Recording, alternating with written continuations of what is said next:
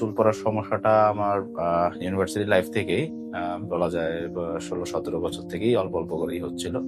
তবে recently last 2-3 বছরে আমার চুলের রেডিক্যাল একটা চেঞ্জ চলে আসছে।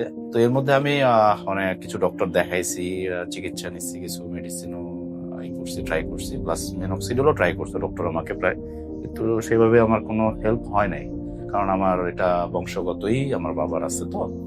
সো ডক্টর বলছে এটা এরকম ভাবেই হচ্ছিল না। আসসালামু আলাইকুম, আমি মোহাম্মদ আনমুল হক। আমি ঢাকাতেই থাকি, আমার বয়স 29। তো পরে আমি চিন্তা করলাম ট্রান্সপ্লান্ট করবো করে করার প্ল্যান করলাম।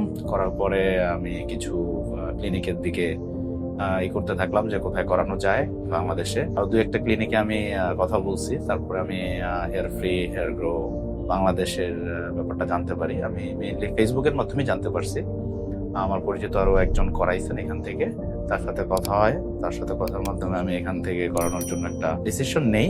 পরে এখানে আমার কথা হয়, ওনাদের সাথে কথা বলে আমার কাছে জিনিসটা মনে হয়েছে যে এখান থেকে করানোই আমার জন্য মনে হয় বেটার হবে, better price and better service I hope. Next আমি আশা করি যে ইনশাল্লাহ আমার ট্রান্সপ্লান্টটা ভালো হবে, এবং যেটা অন্তত আমাকে আমার যে লুক আগে ছিল তার অন্তত কাছাকাছি পর্যায়ে ইনশাল্লাহ পৌঁছায় যাবে। মোটামুটি সার্জারির আগে একটু নার্ভাসনেস ছিল, এখন আসার পরে তেমন লাগতেছে না। আশা করি তাদের সার্ভিসটা ভালোই পাবো ইনশাল্লাহ। তো দোয়া রাখেন। আসসালামু আলাইকুম।